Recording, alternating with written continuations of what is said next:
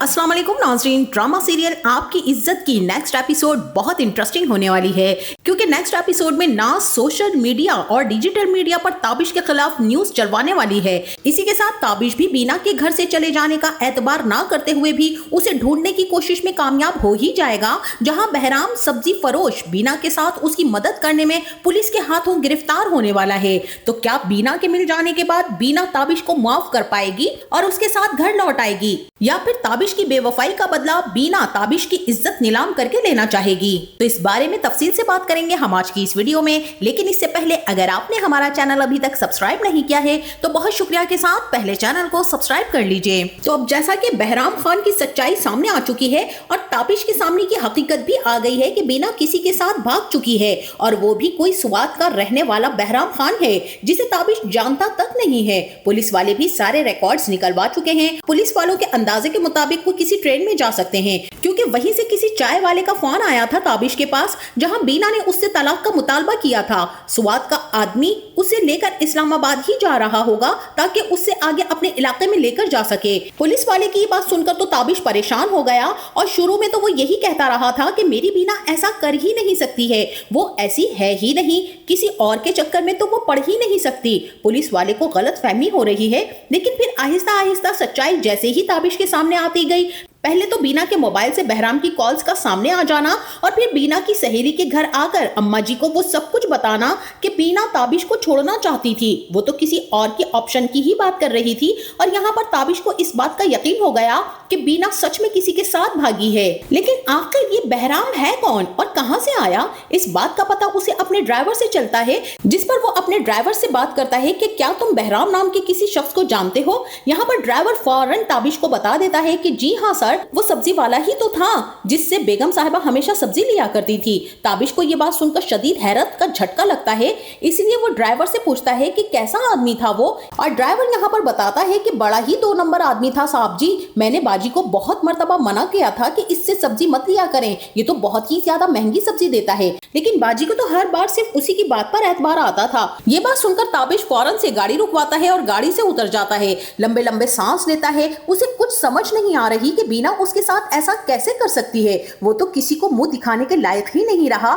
जैसे ही घर आता है तो माँ जी भी बीना के बारे में ही सवाल करती हैं कि कुछ पता चला उसका, जिस पर ताबिश बहुत ही ज्यादा गुस्से से अपनी माँ को जवाब देता है कि किसी के साथ भाग गई है आपकी बहू, उसका फोन आया था और तलाक का मुतालबा कर रही थी मुझसे, मेरी तो सारी की सारी इज्जत खाक में मिलाकर रख दी है इस बीना ने, और अब मैं उसे छोड़ूंगा नहीं माँ जी, क्योंकि इज्जत की खातिर तो लोगों ने जंगें लड़ी हैं। और यहाँ पर माँ जी को तो यकीन ही नहीं आता कि बीना ऐसे कैसे कर सकती है। वो अपने बेटे से ये भी नहीं कह सकती कि तुम्हें क्या जरूरत थी नाज के पीछे अपना बसा बसाया घर बर्बाद करने की। बीना कभी भी इस तरह से घर छोड़कर ना जाती, लेकिन बेटे की नाराजगी मोल नहीं ले सकती है, इसीलिए चुप करके बैठी रहेंगी। लेकिन यहाँ पर खानदान और मुआशरे की इज्जत का सवाल है। उन्हें समझ नहीं आ रही कि दुनिया को वो क्या मुंह दिखाएंगी और बेटियों के ससुराल वालों का सामना कैसे करेंगी। इस उम्र में बहू घर छोड़कर किसी और के साथ भाग गई है, और वहीं चौधरी साहब भी ताबिश के हर मामले में उसके साथ साथ शाना बशाना है। और वहीं नाज ने भी अपना सारे का सारा गुस्सा निकालने के लिए सोशल मीडिया और डिजिटल मीडिया पर ताबिश के खिलाफ प्रोपेगेंडा तैयार कर लिया है,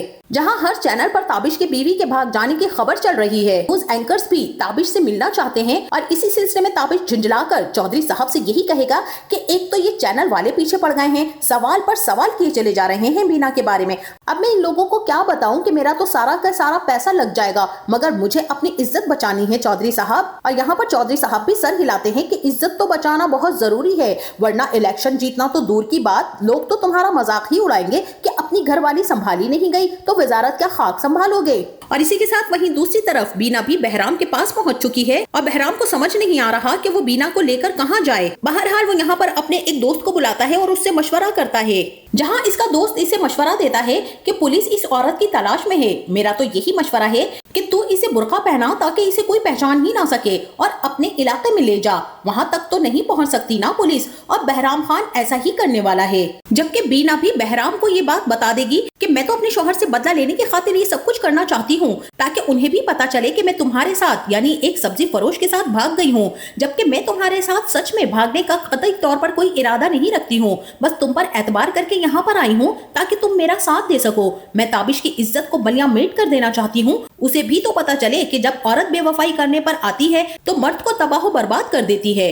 बहराम यहाँ पर कहेगा कि आपको मुझ पर इतना एतबार कैसे है मैडम जी।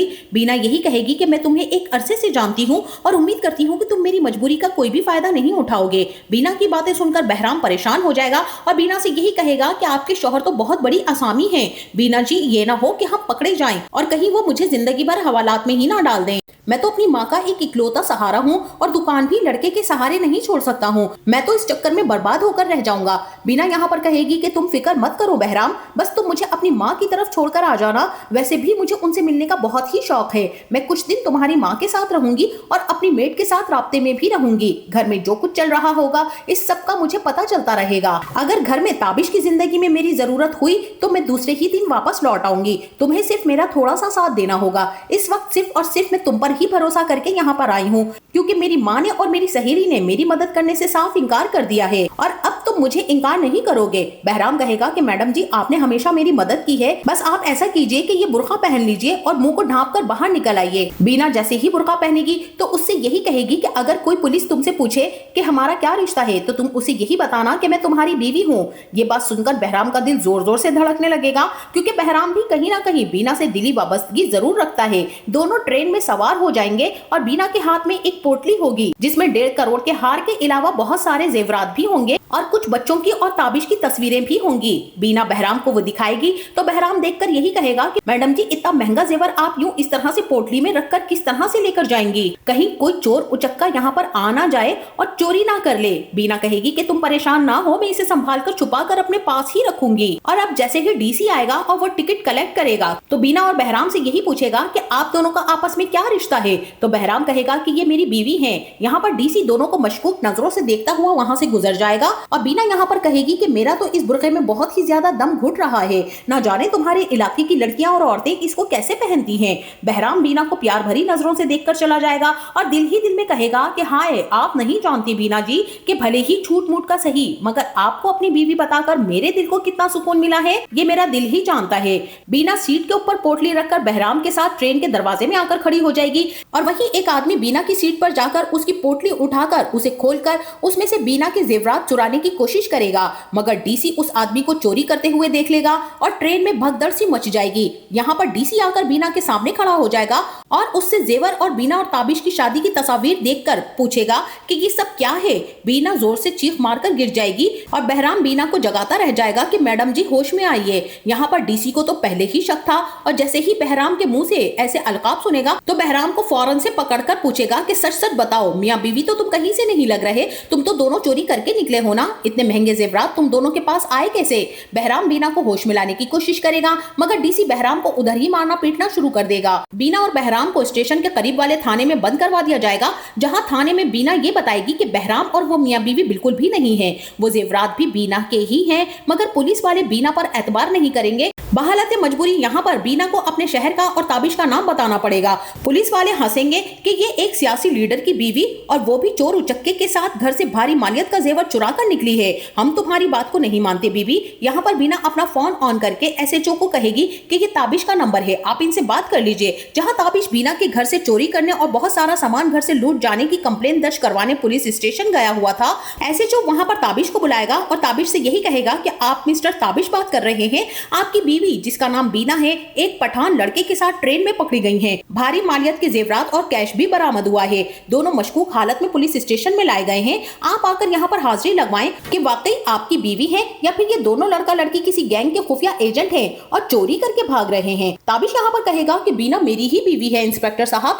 मैं अभी आपके पास आता हूँ, आप प्लीज उसे कुछ मत कहिएगा, बल्कि वो लड़का मेरी मासूम बीवी को बहला फुसला कर अपने साथ भगा कर लेकर जा रहा था, उसे अपनी हिरासत में लेकर रखिए, मैं फौरन पहुंचता हूँ। उधर सबको पता चल जाएगा कि बीना इस सब्जी फरोश के साथ भाग चुकी चुकी है और ताबिश की इज्जत का जनाजा निकल चुका है। और वहीं पुलिस वाले भी ताबिश के कहने पर बहराम की खूब पिटाई करेंगे और उससे कहेंगे कि एक शरीफ और इज्जतदार घर की औरत को भगाने का चक्कर चला रहा था। मार खाने के बाद बहराम जैसे ही पुलिस स्टेशन के कमरे में आएगा तो बीना भी बहराम को इस हालत में देखकर बहुत ही ज्यादा परेशान हो जाएगी और बहराम बीना को बताएगा कि आपके शौहर के कहने के मुताबिक इन्होंने मुझ पर आपके अगवा करने का इल्जाम लगाया है, इसी वजह से पुलिस वालों ने मेरी बहुत ज्यादा पिटाई की है बीना जी। जबकि ताबिश भी फौरी तौर पर पुलिस स्टेशन पहुंच जाएगा और जैसे ही वो बीना की तरफ बढ़ने लगेगा तो बीना भी कहेगी कि खबरदार, अगर एक कदम भी तुमने मेरी तरफ बढ़ाया तो मैं जान ले लूंगी। वैसे भी मैं आज तुम्हारी वजह से ही बदनाम होकर रह गई हूँ ताबिश, तुम्हारी बेवफाई की वजह से मुझे ये कदम उठाना पड़ा और इस सारे सिलसिले में इस लड़के बहराम का कोई कसूर भी नहीं है,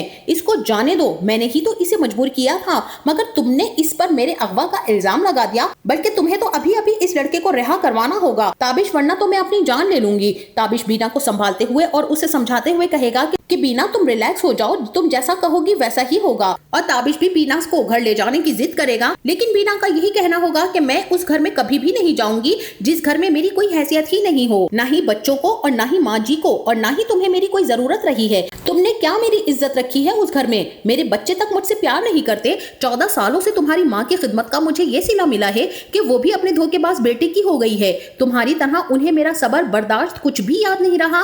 बुरे दिनों में मैंने तो हमेशा तुम्हारा साथ ही दिया है, तुम्हारा साथ कभी नहीं छोड़ा ताबिश, तुमसे हमेशा मोहब्बत की, तुम्हें इज्जत दी, घर की बात कभी बाहर तक नहीं लेकर गई, मगर अच्छे दिनों में तुमने मुझे एकदम पराया कर दिया, मुझे भुला कर रख दिया और दूसरी शादी करने चले हो। अब मैं किसी सूरत तुम्हारे घर वापस नहीं जाऊंगी और ना ही अपनी सौतन को अपने ऊपर बर्दाश्त करूंगी। ताबिश बीना को बताना चाहेगा कि मैंने दूसरी शादी की ही नहीं है बीना, तुम नहीं जानती कि तुम्हारे जाने के बाद मुझ पर क्या क्या कयामतें टूट पड़ी हैं। लेकिन कहते हैं नाज़रीन कि माफ करने वाला बड़ा होता है, तो क्या बीना को ताबिश को माफ कर देना चाहिए? आपका इस बारे में क्या ख्याल है? हमें अपनी कीमती राय से जरूर आगाह कीजिएगा। जाते जाते वीडियो को लाइक और चैनल को सब्सक्राइब करना ना भूलिएगा। अपना बहुत सारा ख्याल रखिएगा। मिलते हैं नेक्स्ट वीडियो में, तब तक के लिए अल्लाह हाफिज।